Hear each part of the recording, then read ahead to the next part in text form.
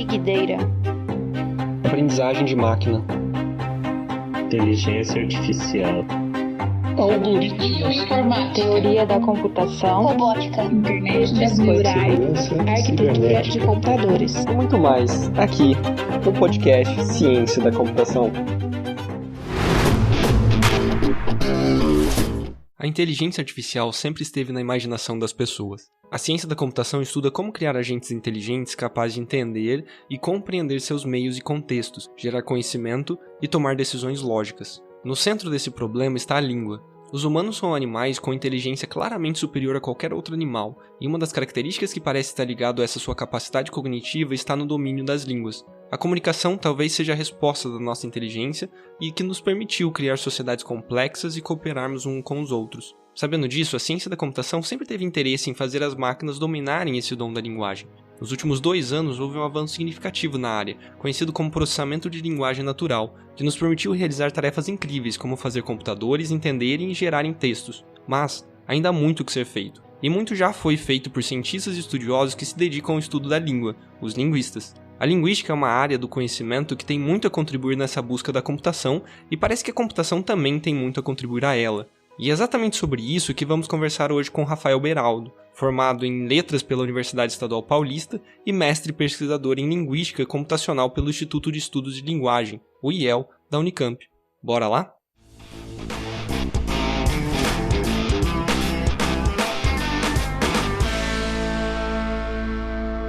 Primeiro, Rafael, bem-vindo ao Ciência da Computação Podcast. Muito obrigado por ter aceito o convite de participar. Esse é um podcast de computação, né, como já diz o nome, mas hoje ele foi invadido por alguém que não é da computação, é da linguística. O que a computação e a linguística têm a ver, Rafael? E aí, Wanderson, tudo bem? A gente tá fazendo uma inversão aqui de papéis, né? Eu já fui professor seu, então eu tinha que fazer você falar, agora você que me tem que fazer falar, né? Eu queria agradecer pelo convite, em primeiro lugar. E, bom, vamos lá, então, para essa pergunta. Olha, eu acho que assim, a pergunta tem que ser invertida um pouquinho. A gente tem que pensar, na realidade, como é que essa relação entre linguística e computação desaparece, não como é que ela aparece, né? Porque, assim, a computação, ela nada mais é, de um certo ponto de vista, pelo menos, do que a engenharia da matemática, né? Ou a engenharia da lógica, assim. É você colocar a matemática e a lógica num mundo onde isso pode ser, obviamente, operacionalizado, né? Onde você pode automatizar isso. E obter resultados a partir disso, né? Então, todas as técnicas computacionais são técnicas de você pegar e meio que tirar leite de pedra assim, da matemática, né? E, obviamente, a lógica e a matemática vêm da filosofia, que é a mãe de todas as ciências. E a lógica, especificamente, vem do Aristóteles, né? Eu não seria alguém de humanas se eu não fosse para os gregos, né? E Aristóteles, ele pega a linguagem e consegue criar um negócio chamado silogismos. Silogismos são maneiras de você pensar para chegar numa verdade, não? Então você pode falar assim, o exemplo clássico, né? Sócrates é um homem, todo homem é mortal, logo Sócrates é mortal, né? E isso é um jeito de você transformar a linguagem numa ferramenta de você atingir verdade, de você atingir conhecimento, certo? Então assim, se você parar para pensar, a lógica e a linguagem têm uma conexão tradicional, né, pelo menos na tradição ocidental, lá nos antanhos, lá desde o tempo da Grécia.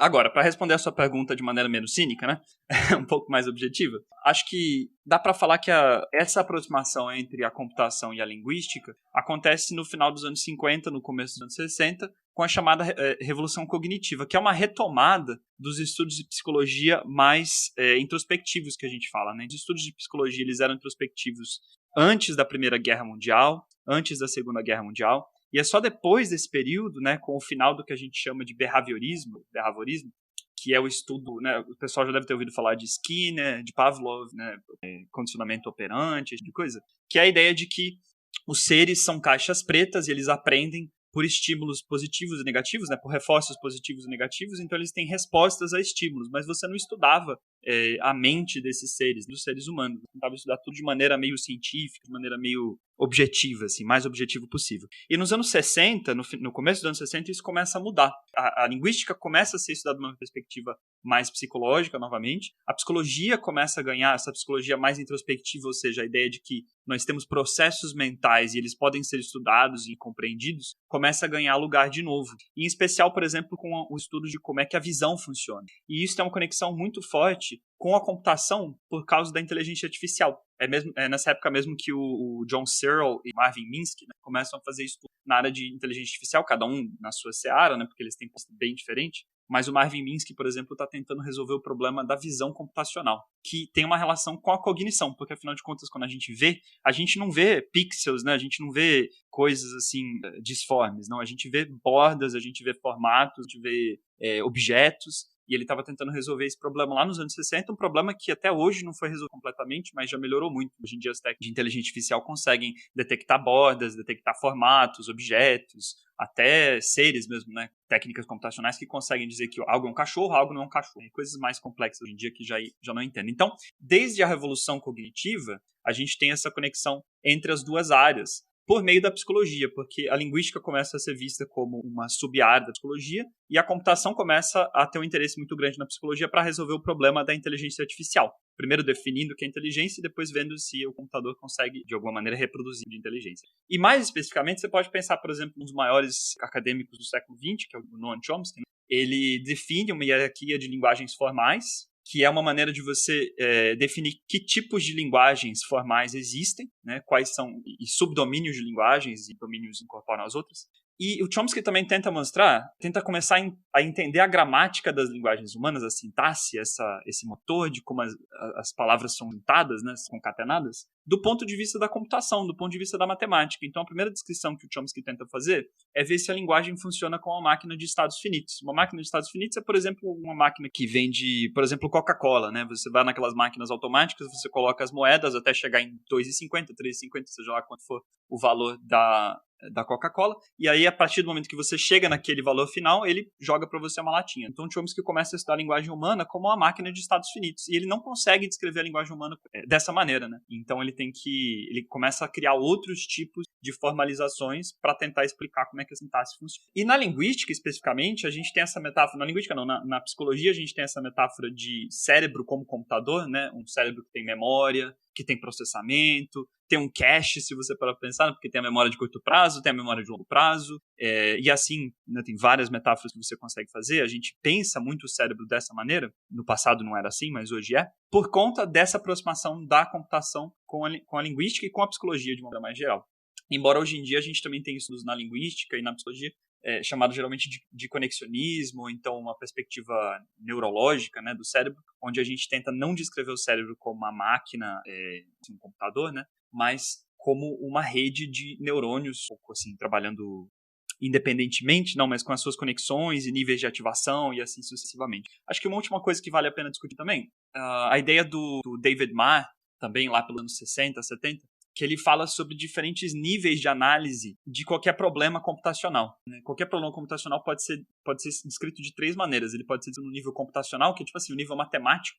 Então, por exemplo, eu tenho o problema da visão, né? Eu posso fazer um mundo matemático onde eu tenho, sei lá, um plano cartesiano e eu tenho objetos, e eu tento descrever o problema, o mundo cartesiano, o mundo tridimensional, por exemplo, cartesiano, em que eu tenho objetos, eu tenho formatos, e você tem que identificar esses formatos. Você pode depois descrever isso no nível algorítmico, né? Ou seja, como é que eu resolvo esse problema que eu defini computacionalmente, e finalmente no nível físico, no nível implementacional. Como é que você implementa isso numa máquina, ou como é que você implementa isso no cérebro, né? Você pode ter dois algoritmos, você pode ter um algoritmo que funcione para a máquina e para o cérebro também, mas eles são implementados de maneira diferente nas duas mídias. Então a linguística também bebe e influencia essa área, embora o Marr tivesse sido mais a visão, a linguística também influenciou muito essa discussão dos níveis de Marr especificamente. É interessante que, aparentemente, a linguística e a computação sempre tiveram atrelados ao campo da inteligência artificial, né? Essas datas que você fala desse grande boom de interesse da linguística em relação à computação, ela ocorre exatamente quando você tem um primeiro boom da inteligência artificial, do interesse por inteligência artificial, né? E depois a inteligência artificial vai passar por o que a gente vai chamar de inverno, onde esse interesse quase que desaparece da computação porque você não conseguiu avançar muito, e nos últimos 10 anos a gente teve um outro boom da inteligência artificial porque a gente conseguiu máquinas muito mais poderosas, a gente conseguiu muito mais dados, né, o que possibilitou a gente usar técnicas como aprendizagem profundo que fizeram a gente ter outros booms de ganho e soluções usando inteligência artificial.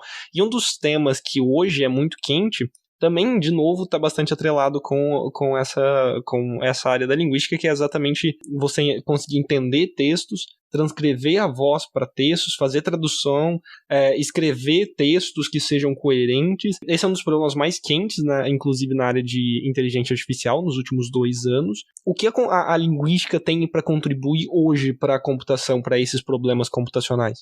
Eu acho que essa linguística tem tanto a contribuir quanto ela tem a criticar.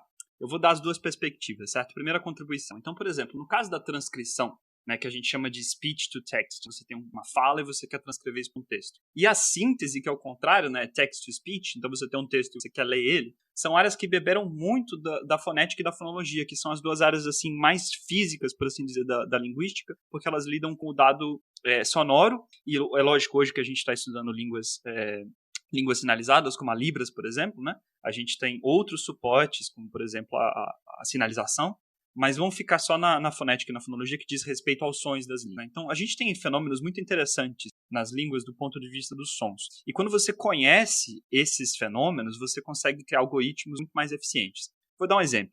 Toda palavra no português tem um único acento primário. O que eu quero dizer com isso? Quando eu tenho assim, para você descobrir o acento de uma palavra, uma técnica legal é você chamar a palavra, né? Então, por exemplo, você tem uma irmã chamada Maria, você chama ela de Maria, vem cá! Né? O acento que a gente fala é em inglês, né? Mas o termo em português é a sílaba tônica, né?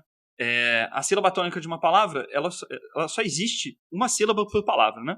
Se você sabe disso, você consegue segmentar palavras no input muito mais facilmente, porque você já tem uma expectativa que seu algoritmo pode ter, né? Você pode incorporar isso na heurística do seu algoritmo, por exemplo. Mas tem outras questões, por exemplo, as linguagens faladas, né? Fonemas, ou seja, fonemas são os sons que compõem as sílabas, por exemplo, no português, né? Se você tem a sílaba ba, você tem 2 fonemas, um b e um a, né? E o fonema B, por exemplo, uma coisa interessante é que ele tem uma contrapartida. Se você tem um fonema B, geralmente na língua você tem um fonema P.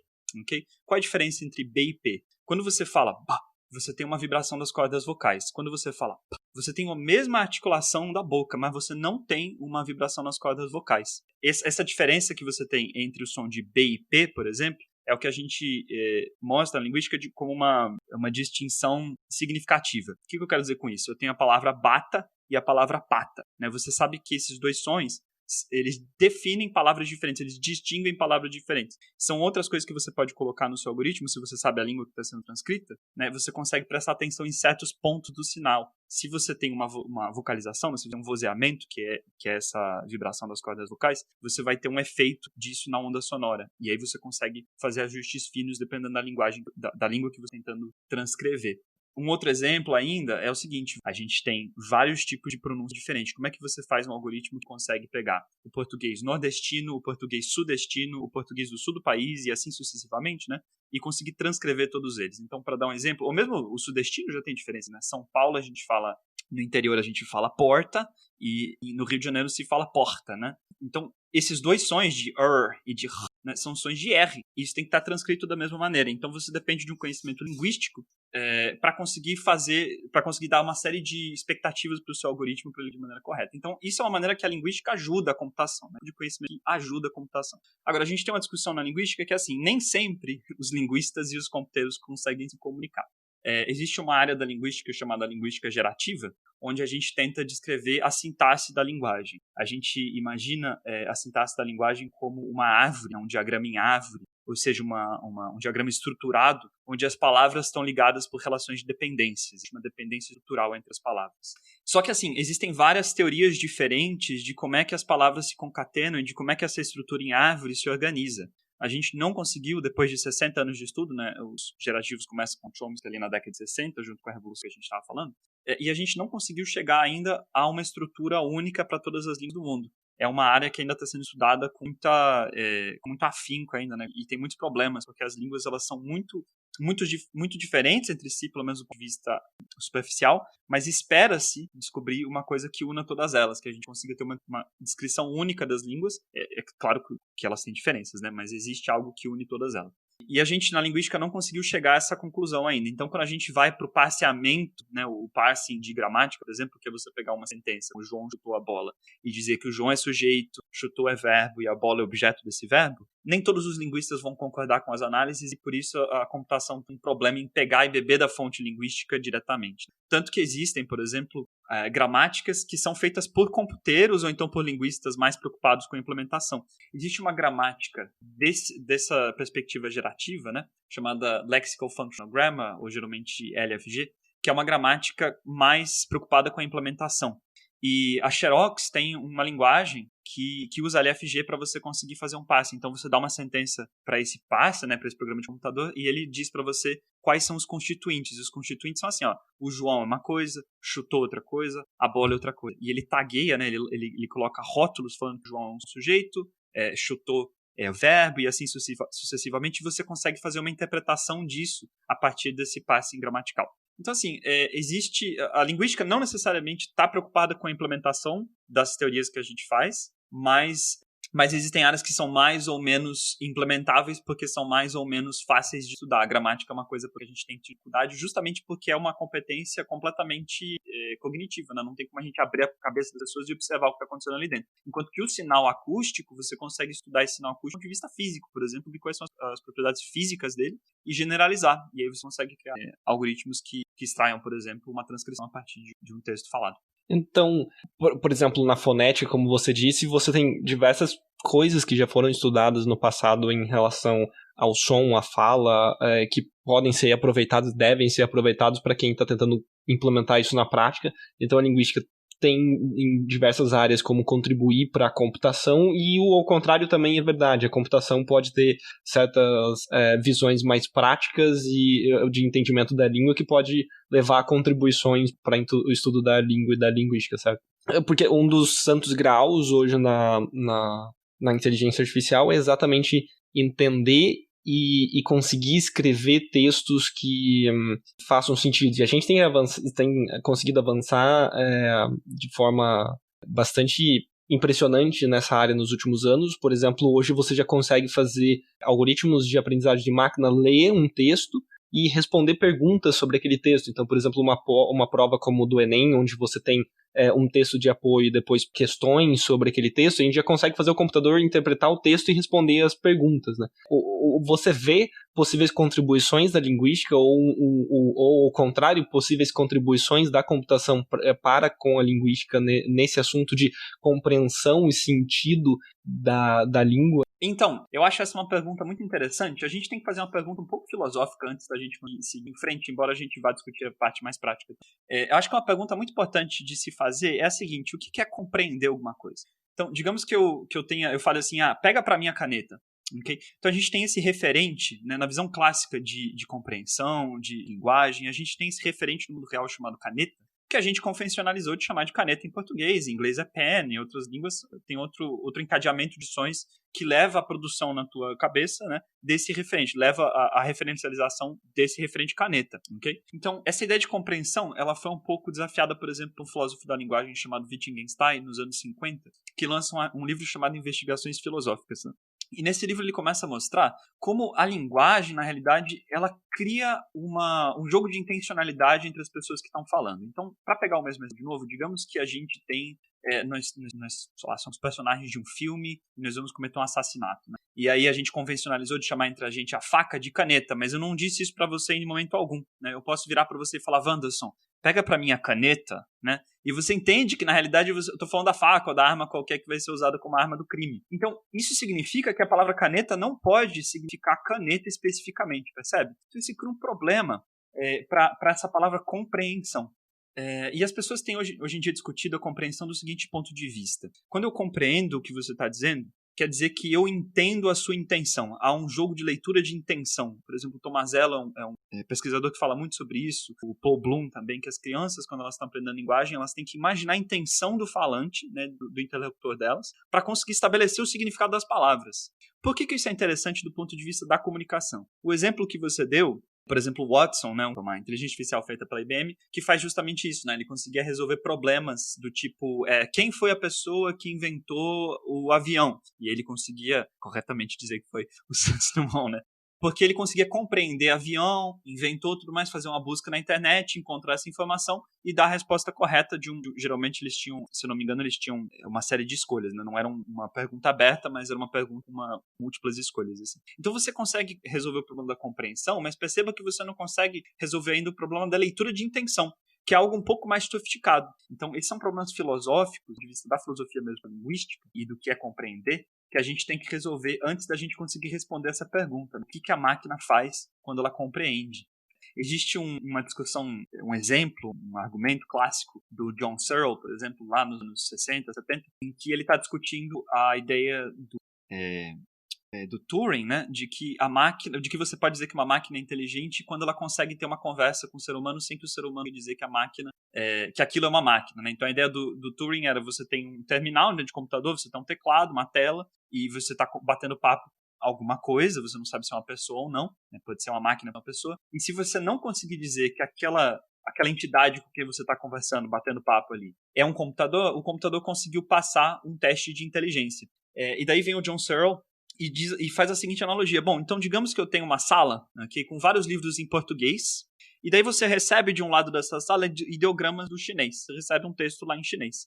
E nesses livros em português, você tem todas as instruções de como dar respostas àquele input que você recebeu em chinês. Então você consegue abrir esses livros, comparar os que você recebe, e do outro lado escrever um texto, escrever uma resposta para aquilo que é inteligível, que é chinês correto, que é uma resposta convincente para aquele input que você recebeu.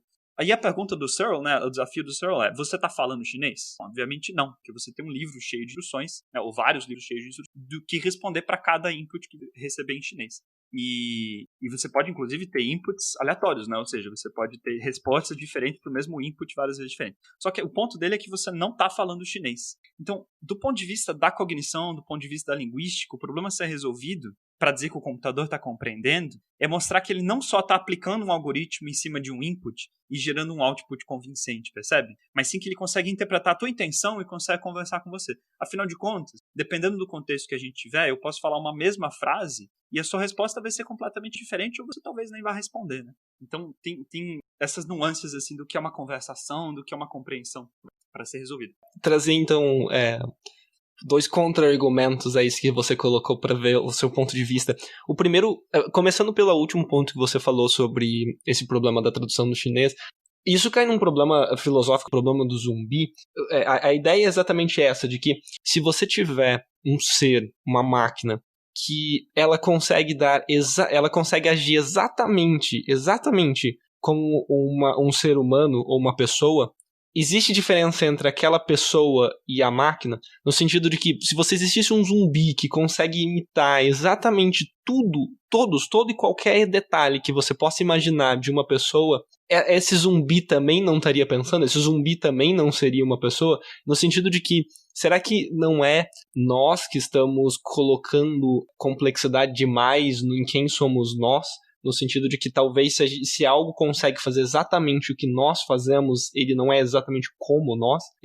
Isso em relação à segunda questão. E em relação à primeira pergunta que você colocou, a primeira questionamento que você colocou sobre essa ideia da intenção, você deu o exemplo de, por exemplo, da caneta, né, significar a faca. Mas por um terceiro indivíduo que não conhece aquele contexto, ele também precisa aprender sobre esse contexto, certo? Ele vai precisar de informação sobre esse contexto para conseguir dar interpretar exatamente o que essas pessoas estão falando. Na inteligência artificial, você consegue, de certa forma, fazer isso. Você pode ter uma rede que conhece muito bem sobre linguagem, que consegue interpretar e responder perguntas, e você consegue ensinar para ela um novo contexto, e consegue ensinar para ela rapidamente de que caneta agora vai ter um outro significado ali naquele contexto, com o que a gente chama de few shot learning, né, que você dá um pouquinho de informação extra e ela aprende um monte de coisa a mais, baseado em toda aquela carga que ela já tinha. Então, você acha que esses dois pontos, de certa forma, contradizem totalmente isso que você falou, ou ainda assim esses problemas continuam abertos?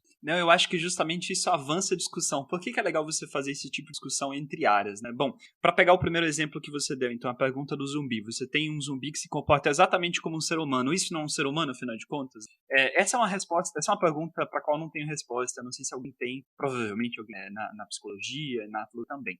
Não, o que eu acho interessante é que isso começa a colocar em questão, por exemplo, o fato de que, e isso tem a ver com a segunda pergunta que você fez, a interação entre os seres humanos, ela está baseada numa compreensão mútua de que estamos falando da mesma coisa, né? Então, se eu entendo que você está falando de uma coisa, de novo o exemplo da caneta, não? E você está falando de faca, porque naquele contexto não há caneta, por exemplo, né? Para uma terceira pessoa que não sabe que nenhum de nós dois tem uma caneta no bolso e uma faca, ela vai imaginar uma outra coisa, né? Porque ela não tem aquele referente, ou quer dizer, ela não tem aquela teoria da mente da outra pessoa, entende? Aquela teoria do que ela pode estar querendo dizer que eu tenho. E então isso avança a discussão, porque assim, isso significa que a computação, para conseguir avançar em termos de compreensão, ela tem que ser capaz de criar agora algum tipo de mecanismo que consiga fazer teoria sobre os estados mentais dos interlocutores. E aí sim a gente pode falar de compreensão. Então acho que é isso que é legal. Você tem uma visão primeiro rasa do que é a linguagem, do que é a comunicação. Ou seja, se você pegar do ponto de vista do Google, por exemplo, o Google tem que resolver eu tenho uma pergunta, eu quero uma resposta. Isso é um problema do ponto de vista computacional. Agora, a comunicação, né, uma conversa, por exemplo, não é um problema para ser resolvido. Percebe que é muito diferente de um problema com xadrez, né? Isso significa que a computação tem que dar um passo à frente e conseguir entender que a comunicação entre seres humanos ela não tem exatamente um objetivo final. Tanto que a gente pode passar a noite inteira conversando e não chegar em lugar nenhum, né? Mas sim, a gente tem essa capacidade de entender o que o outro está pensando e responder coisas que são relevantes e fazer a conversa continuar seguindo. Sim, isso é uma coisa muito interessante. Por exemplo, existe uma crítica muito legal do Charles Yang, que é um professor da Universidade da Pensilvânia, e ele mostra num artigo que o fato de que o Google, né, tem primeiro, uma visão de linguagem baseada em estatística, né? Geralmente, como o Google analisa a linguagem, mesmo as redes neurais, você tem uma função, no final das contas, que é estatística. Se eu tenho tal palavra, a próxima palavra pode ser prevista com uma certa probabilidade. O problema disso, ele mostra no artigo, uma coisa muito legal, é o seguinte, ele dá o seguinte exemplo de pergunta para o Google: quais são os personagens, né, na época que a série não tinha terminado ainda, mas quais são os personagens de Game of Thrones que ainda não, que já morreram, né? Então, em inglês a pergunta, né, é alguma coisa do tipo: quais são os personagens de Game of Thrones que já morreram? E você já vai entender porque é importante entender qual a pergunta especificamente. E aí o Google aparece uma lista, né, de personagens de Game of Thrones que já morreram. Só que você pode inverter essa pergunta e falar quais são os personagens de Game of Thrones que não morreram. Né? E no inglês essa pergunta é a mesma, só que com o não. Okay? Só adição da palavra não. E aí o Google dá a lista dos personagens que já morreram. Então, é justamente o fato de que o Google não compreende a intenção da outra pessoa, mas sim simplesmente o encadeamento de probabilidades de palavras e de respostas, como se fosse aquela coisa meio behaviorista que eu estava falando no começo, de estímulos e respostas. Eu comecei a trabalhar um pouco mais com aprendizagem profunda, com machine learning, e essa visão, ela contradiz totalmente a forma com que eu pensava o problema, porque, e até como a maior parte das pessoas, eu acho que trabalhando em machine learning, pensam o problema, porque quando a gente está falando em aprendizado em machine learning, a gente sempre precisa de uma função objetivo. Então, você precisaria de um objetivo para a comunicação, certo? E talvez se comunicar de forma... Se comunicar bem não necessariamente tem um objetivo, certo? A comunicação está muito mais entre mudanças de estados entre os dois membros que se comunicam do que qualquer outro objetivo, né? Uma questão, por exemplo, que se discute muito na inteligência artificial, que é: será que o fato da gente estar fazendo tudo baseado numa função objetivo não limita a gente no ponto de vista de problemas que a gente consegue resolver? Existem problemas que ontologicamente não podem ser representados por uma função objetivo, né? E esse é um exemplo que você traz que é bastante interessante. A comunicação não tem exatamente uma função objetiva. Eu vejo mesmo nos exemplos que surgem hoje na internet, recentemente foi lançado a GPT-3 da OpenAI, né? Que é meio que estado da arte em processamento de linguagem naturais, e elas ainda têm grande problema. Quando você vai brincar com ela, você vê que ainda existe um grande problema, que ela parece estar pensando inteiramente no ponto de vista de frequência. Se você tem algo, se você começa a falar algo, ela vai te dar as coisas que tem maior probabilidade, que são vistas mais frequentes depois daquilo, mas ela não exatamente interpreta exatamente o contexto daquilo que está sendo falado, apesar de a gente estar avançando muito nisso.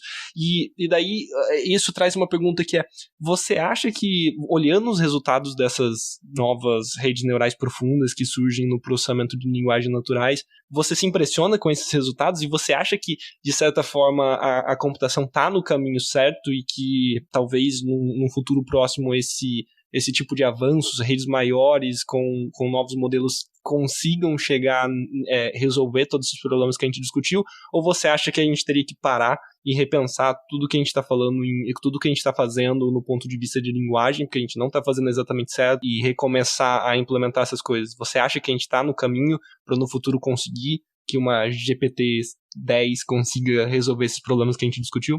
O que me impressiona, quando eu vi o resultado, pelo menos da GPT-2, então, foi a possibilidade de que a linguagem seja descrita como um encadeamento de probabilidades, em lugar, assim, grande parte dela, né? Porque realmente é convincente o que sai dali.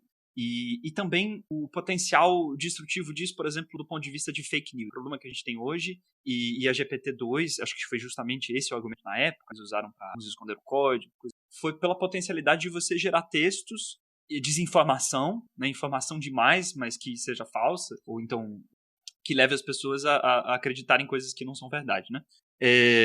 Então é impressionante que você consiga usar uma técnica relativamente simples. Eu não estou dizendo que a implementação disso seja simples, mas o ponto de partida é simples, né? Porque você está vendo a probabilidade de uma coisa depois da outra, e aí probabilidades mistas disso, né? Porque você pode olhar para uma janela de 20 palavras antes, de 20 palavras depois, e tipo, é justamente esse o poder dessas redes. Mas o fato é que a linguagem não é só isso, ok? Para responder a tua pergunta assim, esse é o caminho certo? Eu acho que esse é parte do caminho certo. É um fato de que o cérebro, né, no processamento da linguagem, a gente tem que usar frequência, a gente tem que usar palavras mais comuns, a gente tem que usar expressões já conhecidas e coisas do tipo, para que a gente possa rapidamente compreender o que a pessoa está falando. É por isso que a gente repete muitas das nossas palavras, né? Existe uma coisa muito interessante. Um linguista de corpus é uma grande coleção de texto, né? Que é justamente como essas linguagens, como esses algoritmos são treinados, né? Você tem uma grande coleção de textos, ou falados, mas geralmente escritos, e quando você faz uma análise de frequência, você descobre que, assim, 50%, 60% das palavras mais faladas, que 20 palavras representam 60% das palavras mais faladas, alguma coisa do tipo assim, entendeu? Então você tem a maior parte das palavras que a gente fala são palavras como artigos, ou, as, os, as, são palavras como preposições, para, como, etc. Alguns verbos muito comuns, né? Uma outra palavra muito comum, como os pronomes, né? Eu, ele, ela, por aí vai. E o restante, as coisas novas, o que carrega informação, é o mínimo do ponto de vista do que é dito. Então isso significa que há um componente estatístico muito grande na linguagem, mas não há só isso. O Chomsky, né, o Noam Chomsky, esse pesquisador que a gente estava falando no começo, ele tem um exemplo de como a linguagem tem um componente ao mesmo tempo sintático e ao mesmo tempo estrutural. Okay? Não sei dizer ao mesmo sintático ou estrutural, mas tem um componente que vai além das palavras. Então a linguagem não é simplesmente encadeamento de palavras, porque você consegue interpretar, de alguma maneira, a sentença ideias verdes incolores dormem furiosamente, certo? Ideias verdes incolores dormem furiosamente. Embora do ponto de vista, assim, da prática, né, o que isso significa? Ideias verdes incolores é uma contradição em termos, né? Ideias não dormem, como é que você dorme furiosamente? E, no entanto, você ainda concebe alguma coisa por causa da estrutura subjacente dessas palavras, né? Existe aí um sujeito, existe um verbo e existe um advérbio no final que é furiosamente, né? Que modifica o verbo, a maneira como dorme. O que eu quero dizer com isso? A linguagem tem um componente criativo que vai para além desse componente estatístico. E nós, como seres humanos, somos capazes de falar coisas que nunca foram ditas antes. A gente é capaz também de compreender coisas que a gente nunca ouviu antes. O que talvez não seja possível para esses algoritmos. Então, assim, embora a linguagem tenha, assim, um componente estatístico muito forte, até pela maneira como o nosso cérebro funciona, muito provavelmente, ela ainda assim tem um componente criativo muito grande também. E é esse, provavelmente, o maior desafio, tanto para a linguística, do ponto de descrição disso, quanto para a computação, do ponto de vista de capturar isso e conseguir gerar sistemas que compreendam criativamente e produzam criativamente. A própria GPT-2, eu não sei a 3, mas eu imagino que sim, ela dependia de uma semente, né? Uma única sentença ou de palavras que você desse para ela, para que então ela pudesse gerar o resto do texto. Mas isso significa que a semente determina o que ela vai produzir depois. E se a gente conseguir resolver esses problemas? E se a gente conseguir fazer as mesmas coisas que um humano faz em relação à linguagem? Qual você acha que seria o impacto disso? Além dos impactos na sociedade, que seriam enormes, mas qual seria o impacto disso no estudo da linguagem? Isso é uma grande pergunta, né? Eu vou falar um pouquinho da minha pesquisa rapidamente, porque a gente chegou um pouco nessa sinuca de bico, assim, na minha vida, certo? Eu pesquiso como é que as crianças conseguem aprender o significado das palavras. Qual o problema, né? Quando as crianças nascem, elas não falam aquela língua que elas estão ouvindo. Então, por exemplo, elas ouvem a palavra cachorro e gato, né? Se você tem uma casa onde tem um cachorro e um gato, imagina o inferno que deve ser para a criança entender que cachorro é aquele bicho peludo e grande e gato é o bicho peludo mais pequeno, né? Que é meio arredio, não gosta de ficar no colo, entendeu? Enquanto que o cachorro é meio babão. Esse problema parece muito óbvio, porque você pode apontar, né? O pai, a mãe pode apontar para o cachorro e falar cachorro, gato e por aí vai.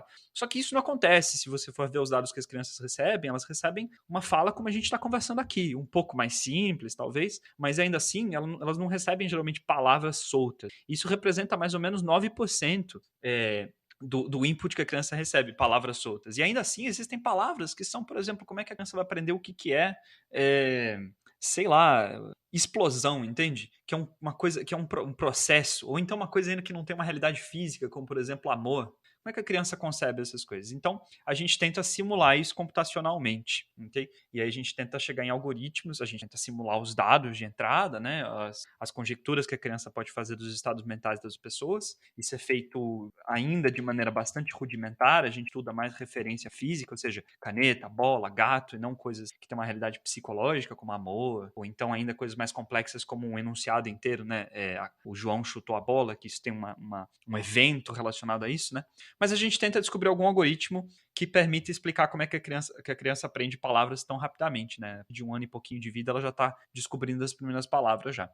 E aí a gente chegou, na minha pesquisa, na seguinte sinuca de bico, que é quando a gente define esses algoritmos, e nesses algoritmos a gente tem memória, a gente tem processamento, a gente tem que fazer todas essas decisões que, em teoria, a gente está simulando o cérebro, né? Então, essas decisões servem para simular o cérebro. A gente tem que fazer isso de maneira que seja psicologicamente plausível. Ou seja, eu não posso assumir que a criança tem uma memória infinita, que ela lembra todas as palavras que ela ouviu e todas as situações pela qual ela passou, para conseguir fazer esse cruzamento de informação e encontrar que palavra mapeia para qual significado, né?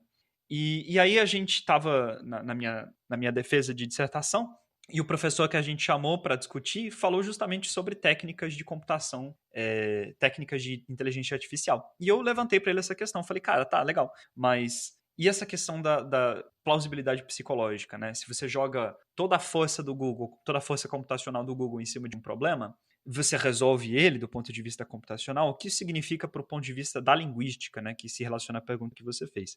E ele falou assim que, olha, a gente não sabe, né, como definir se algo é psicologicamente plausível ou não. Essa é uma discussão que ainda não tem muita definição, assim, do ponto de vista da psicologia mesmo. Então, eu acho que se a computação consegue resolver um determinado problema da linguística, como esses problemas que a gente tem discutido, que são bastante capciosos, né, bastante cabeludos, se a computação consegue resolver esses problemas, a gente na linguística tem que estar atento. Porque, muito embora eles possam não representar o que está acontecendo na mente das pessoas, eles podem dar um caminho para a gente resolver isso.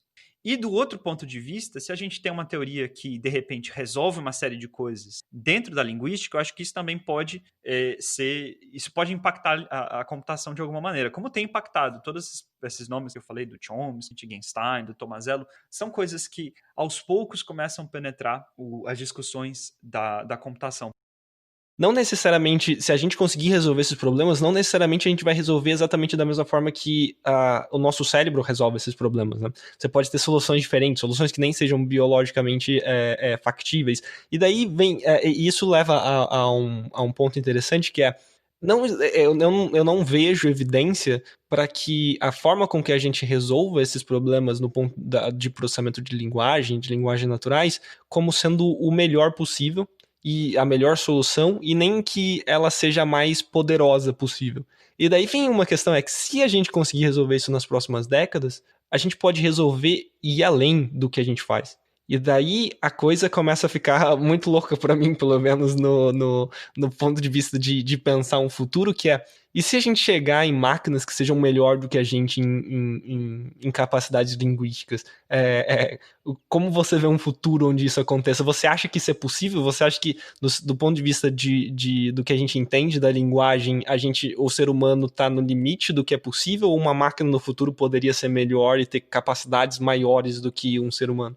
Essa é uma pergunta muito interessante, Wanderson, porque ela depende de como a gente define o que é linguagem, ok? Numa certa tradição da linguística, a linguagem é comunicação e ponto. A linguagem vem da comunicação. Desse ponto de vista, eu acho que os computadores podem se tornar melhores do que os seres humanos, porque se eles se conseguem se comunicar de maneira mais rápida e com menos ambiguidade, por exemplo, isso significa que, numa certa métrica, eles são melhores do que a gente. É possível ainda que eles aprendam a usar a linguagem que a gente tem melhor do que a gente usa. Por exemplo, eles viram melhores poetas do que os melhores poetas que a gente já teve, ok? Isso é possível, né? Eles conseguem fazer poesia mais bonitas, com mais aliterações, com imagens mais bonitas, não sei.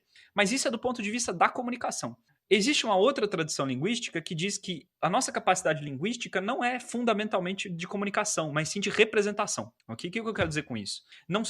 Aparentemente, não são todos animais, ou seja, é só o ser humano que consegue conceber o mundo do jeito que a gente consegue. E talvez isso tenha tudo a ver com a nossa capacidade linguística.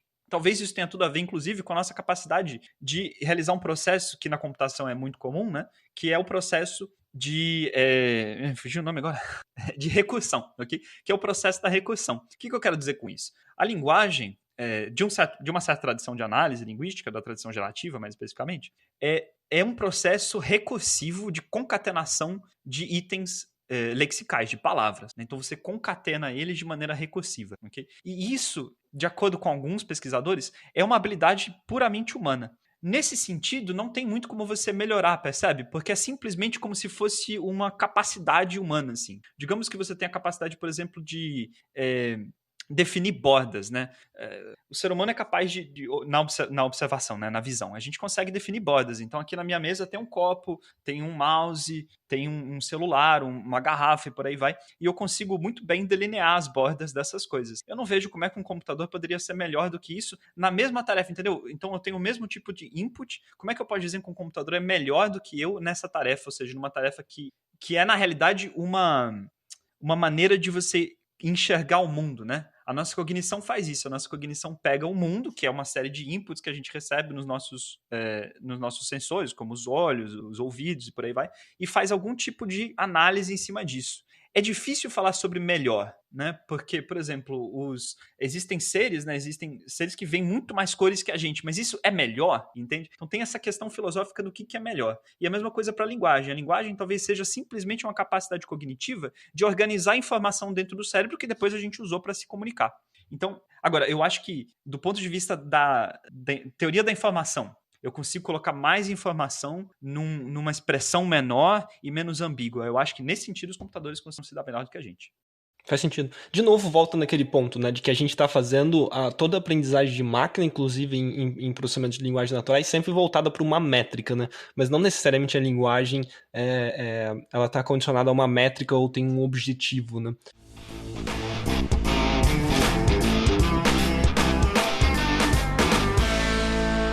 Infelizmente, a gente está chegando no fim da nossa entrevista e eu queria fazer uma pergunta em relação a por que você resolveu seguir a carreira científica, o que levou você a querer ser um cientista? Essa história é interessante. Eu fui fazer letras querendo estudar Fernando Pessoa. E assim, a área da literatura é extremamente interessante, ok? Só que ela é bastante dominada por pessoas que têm visões muito específicas de como ela deve ser estudada. Então eu acabei me desencantando um pouco, ainda eu sou muito fã de Fernando Pessoa, mas acabei me desencantando um pouco como a literatura era estudada, assim. E é claro que foi só na universidade que eu fiz a minha graduação, não vou ficar dando nome aos bois aqui, mas talvez seja uma coisa mais daquela minha experiência. Mas por acaso eu descobri que tinha um professor que trabalhava com linguística computacional, ele trabalhava com a WordNet, que é uma organização do léxico das línguas em uma rede de palavras que se conectam em uma série de relações. Então, por exemplo, você tem a palavra cachorro. Cachorro é um tipo de animal, né? Uma Spincher é um tipo de cachorro. Então, você consegue fazer uma rede onde as palavras todas se conectam e aí você consegue ver a distância entre elas e fazer isso tem uma série de aplicações na inteligência artificial. E eu fiquei fascinado com aquilo e resolvi estudar, assim. Agora, mais antigamente, assim, né, desde que eu sou criança, eu ganhei, quando eu tinha uns 5, 6 anos de idade, um livro do Carl Sagan chamado O Pálido Ponto Azul. Eu nem sabia ler ainda, mas tinha uma série de imagens lindas assim, de exploração espacial. E eu lembro que aquilo povoou muito minha mente, assim, né, com esse trabalho do cientista da exploração. Eu queria muito estudar astronomia quando era bem... Acabou que não foi isso que eu fiz. Mas eu acho que uma das minhas grandes influências, assim, desde que eu era pequenininho, é esse livro do Carl Sagan. O Pálido Ponto Azul. Aliás, recomendo muito a leitura dele. Mas aí, quando eu fui para graduação, né, já tinha essa ideia de fazer pesquisa, queria começar na literatura, não deu muito certo, mas continuei na linguística computacional. Foi esse minha trajetória. Assim. Infelizmente, a gente tem que terminar o nosso papo de hoje. Muito obrigado por ter aceito participar do podcast e é isso. Obrigado. Eu que agradeço, Wanderson. Muito legal a proposta de vocês. Eu ouvi os outros e estou gostando bastante. Continua assim. E assim, chegamos no final do nosso episódio. Muito obrigado por ter nos ouvido e não se esqueça de nos seguir nas redes sociais. Estamos no Instagram, no Facebook e no Twitter, @computaçãocast. Até o próximo episódio.